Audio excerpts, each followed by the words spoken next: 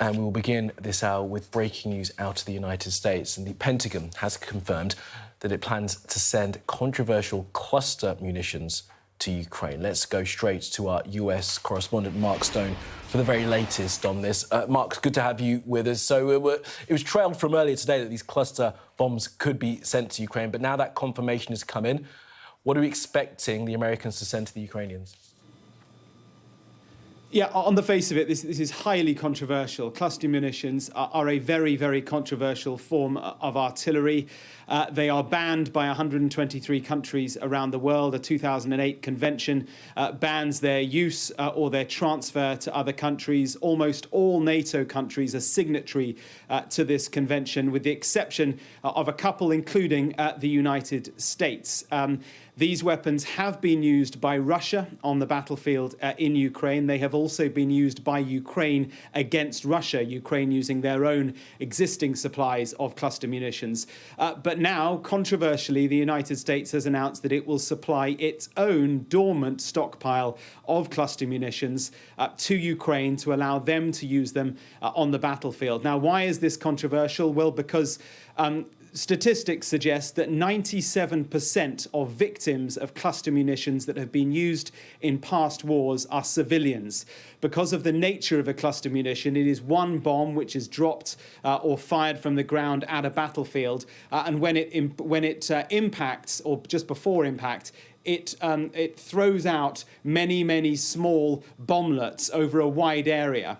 Many of those, or a proportion of those, do not explode and are then left providing a legacy of problems down the line. And civilians, many of them children, in places like Syria and other places, are the victims of this legacy weapon.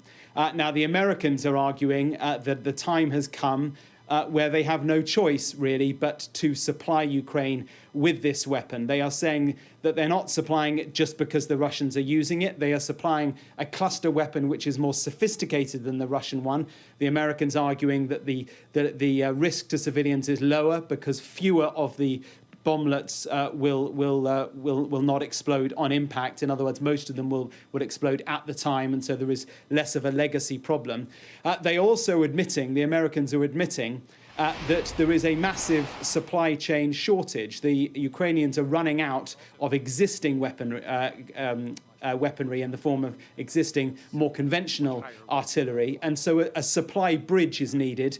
And to fill that gap, because the Americans haven't got enough conventional artillery to be able to supply to the Ukrainians, they are announcing today, as you can see here, that they will be supplying these cluster munitions to the Ukrainians. Look, I think on the face of it, Kamali, what this tells us is that Ukraine is not winning this fight at the moment. The long-awaited spring offensive may as well be called the summer offensive now, even the autumn offensive, because it simply hasn't materialized. Combine that with a shortage of artillery, and the Americans are now doing what many within the United States administration did not want to do, and supplying this very controversial weapon to Ukraine. It is the caveat, the Americans are saying, is that Ukraine will be using it on its own soil. The onus is therefore on Ukraine to clear up the mess after, presumably, hopefully the Americans would say it's won. And the Americans will say they will help the Ukrainians to clear up any mess in terms of mine clearance and munition clearance down the line. But yeah, this is a big, highly controversial decision. It certainly is, Mark, and it comes as part of a huge new military package that's going to the Ukraine, some $800 million worth of military aid. It's going to include armoured vehicles as well, including the Bradley and the Stryker. How has this decision been received by politicians in the United States? You said there was some reticence to do it, but I guess that also comes up against the idea that the US does not want to keep having to supply money and arms to Ukraine and wants to try and get some kind of decisive breakthrough as part of this offensive. Yeah, actually, I do think there is an attempt, and I've heard this a few times recently, to the phrase being used is to future-proof the conflict. I mean, there is no guarantee that there will be never-ending support for Ukraine. American politics is in flux. There's an election next year. There is the prospect of a change of government here, which may mean less support for Ukraine. So there's an attempt now to front-load Ukraine with the weaponry it needs, so that if needed, it can fight its own war, and it's got the weaponry front-loaded, future-proofed, if there is any sort of change in policy back here. In terms of American political reaction, not much at the moment. There has been unease even within the State Department as recently as a week ago about whether or not to supply these weapons to Ukraine. A decision has now been made, as is being announced, that they will supply it. I think there is some unease among European allies. I mean, after all, most countries, Britain included, are signatories to this agreement not to use or supply to others cluster munitions. I mean, it wasn't all that long ago that we were doing reports about the Russians using cluster munitions in places like Syria and the controversies surrounding that. The difference, the Americans would argue, is that the Ukrainians are not going to be using these munitions on civilian populations. They will be using it on battlefields in the east of their own country, and it will, in a military sense, have a decisive impact because of the nature of these weapons. They can wipe out large areas of heavily dug-in Russian soldiers. I think we've got a quick clip here from Jake Sullivan, the National Security Advisor for President Biden, preempting the announcement that we're now hearing from the Pentagon and defending what is a controversial decision.